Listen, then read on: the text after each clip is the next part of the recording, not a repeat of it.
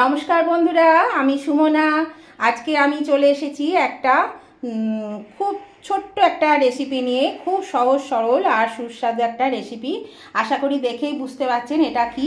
হ্যাঁ, ঠিকই ধরেছেন, এটা হচ্ছে ঢ্যাঁড়স। এটা হচ্ছে ঢ্যাঁড়সের ভর্তা। তো এই যে ঢ্যাঁড়স সেদ্ধ করে আমি ভর্তা বানিয়েছি, তো সেটা কিভাবে করলাম সেটাই আপনাদের সঙ্গে আজকে শেয়ার করব। আর এটা খেতে কিন্তু খুবই সুস্বাদু, গরম ভাতের সঙ্গে খুবই ভালো লাগে। আপনারা কিন্তু অবশ্যই এইভাবে যদি না করে খেয়ে থাকেন কোনো দিন, তাহলে খেয়ে দেখুন, আপনাদেরও ভালো লাগবে। তাহলে দেখে নেওয়া যাক এই রেসিপিটা আমি কি করে করেছি। তাহলে আমার ইউটিউব চ্যানেল কখনো সখনোতে চলে আসুন এই রেসিপিটা দেখার জন্য। নমস্কার বন্ধুরা, আমি আমার ইউটিউব চ্যানেল কখনো সখনোতে আজকে আবার চলে এসেছি আমার রেসিপি ঝুলি থেকে একটা রেসিপি নিয়ে। আশা করি আপনারা সকলে ভালো আছেন, সুস্থ আছেন। তো আজকে আমি আপনাদেরকে খুব সহজ পদ্ধতিতে একটা ঢ্যাঁড়সের ভর্তা দেখাবো। আমরা ঢ্যাঁড়সের ভর্তা সবাই খাই, ঢ্যাঁড়স সেদ্ধ বা ঢ্যাঁড়স ভর্তা। তো এটা আমি কিভাবে করছি সেটাই আমি আপনাদের সঙ্গে আজকে শেয়ার করব। দেখুন, এখানে আমি কিছুটা ঢ্যাঁড়স নিয়ে নিয়েছি পরিমাণ মতো। এই ঢ্যাঁড়সগুলো আমি ভালো করে ধুয়ে পরিষ্কার করে রেখে দিয়েছিলাম, শুকিয়ে আমি এটা নিয়ে নিয়েছি। তো এই ঢ্যাঁড়সগুলো আমি এবার একটা কুকারের মধ্যে দিয়ে দেব সেদ্ধ করতে।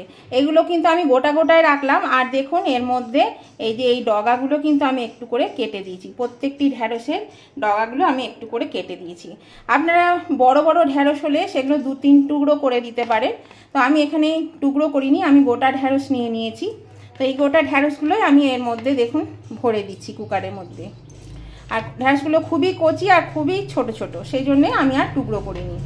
এই দেখুন, এখানে আমি জল দিয়ে দিয়েছি, জলের মধ্যে আমি ঢ্যাঁড়সগুলো দিয়ে দিলাম। তো এবার আমি এটা লাগিয়ে দিচ্ছি। তাহলে লাগিয়ে আমি এটা সিদ্ধ করে নিচ্ছি। এই দেখুন বন্ধুরা, ঢ্যাঁড়সগুলো সিদ্ধ হয়ে গেছে। আমি ইচ্ছা করে 4-5টা সিটি দিয়ে নিয়েছি। তো এই দেখুন, এবার এই যে ডগাগুলো কেটে দিতে হবে, এই যে এই জায়গাগুলো কেটে দিতে হবে। তো ছুরির মাধ্যমে আমি এইভাবে এগুলো সব কেটে দিচ্ছি। তো আমার এক হাতে করছি বলে একটু অসুবিধা হচ্ছে। আমি এগুলো সব কেটে নিয়ে তারপরে আবার আমি আপনাদেরকে দেখাচ্ছি আমি এটা কিভাবে রান্না করব। তাহলে চলুন এগুলো সব আগে কেটে নিই। দেখুন কত সুন্দর সেদ্ধ হয়ে গেছে, দেখুন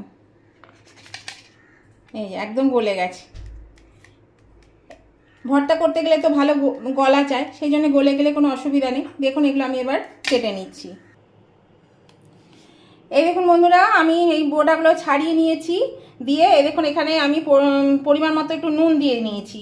আর এখানে নিয়েছি পেঁয়াজ কুচি, আর এখানে নিয়েছি 2টো কাঁচা লঙ্কা। আপনারা চাইলে শুকনো লঙ্কা দিতে পারেন। তো এখানে দেখুন কড়াতে আমি তেল দিয়ে দিচ্ছি, তেলের মধ্যে লঙ্কা দুটো দিয়ে দিলাম, আর আমি এই পেঁয়াজটা দিয়ে দিলাম।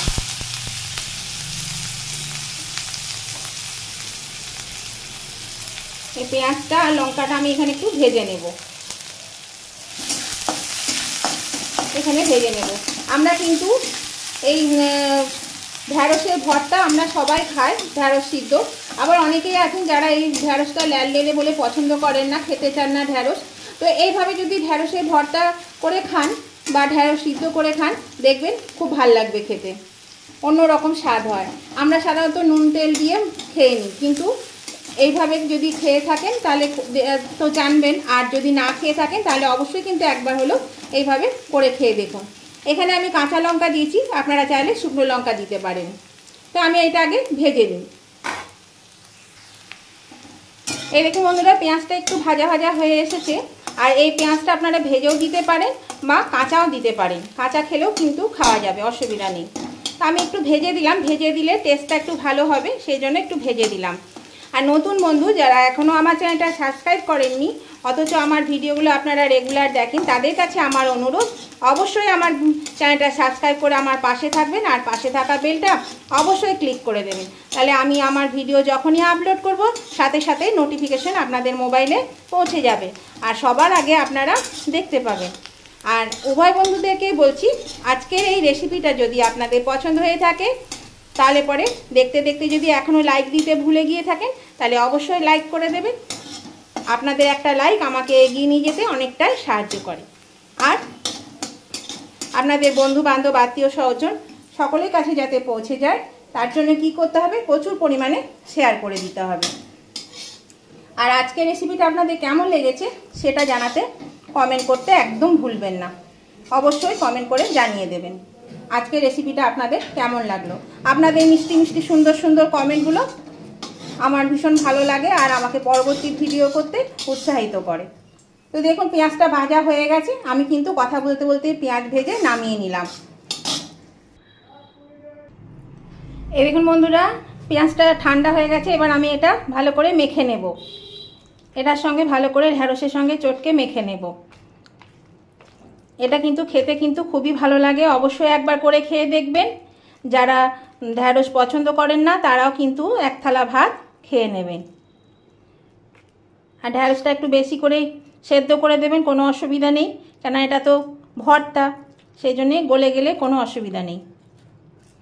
দেখুন এটা মাখানো হয়ে গেল, কত সহজে কত তাড়াতাড়ি মানে একটা সুন্দর রেসিপি, আর খেতেও ভীষণ ভালো লাগে। দেখুন মাখানো আমার হয়ে গেল।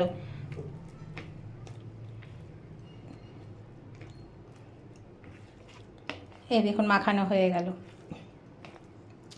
তাহলে উভয় বন্ধুদেরকে আবারও বলছি, আজকের রেসিপিটা আপনাদের ভালো লেগে থাকলে অবশ্যই কিন্তু লাইক শেয়ার কমেন্ট করতে ভুলবেন না। অবশ্যই লাইক শেয়ার কমেন্ট করে দেবেন। দেখুন আমার মাখানো হয়ে গেছে, আমি একটা সার্ভিসিং ডিশে তুলে নিচ্ছি। এই দেখুন বন্ধুরা, আমি সার্ভিসিং ডিশে সাজিয়ে নিয়েছি। আর গরমকাল, এই গরমে তো কাঁচা পেঁয়াজ সবারই পছন্দের, সবাই খায়, সেজন্যই 2 টুকরো কাঁচা পেঁয়াজ দিয়ে দিয়েছি। আপনারা চাইলে কাঁচা পেঁয়াজ দিয়েও খেতে পারেন, এটা খেতে খুবই ভালো লাগবে। আর আজকের রেসিপিটা আপনাদের ভালো লেগে থাকলে, পছন্দ হয়ে থাকলে উভয় বন্ধুরা লাইক শেয়ার কমেন্ট করতে ভুলবেন না। আমি আবার নতুন ধরনের ভিডিও নিয়ে আপনাদের কাছে চলে আসব, এরকম সহজ সরল ভিডিও নিয়ে। তো ততদিন আপনারা ভালো থাকুন, সুস্থ থাকুন। আজকের মতো ভিডিওটা এখানে শেষ করলাম। Tata, bye bye.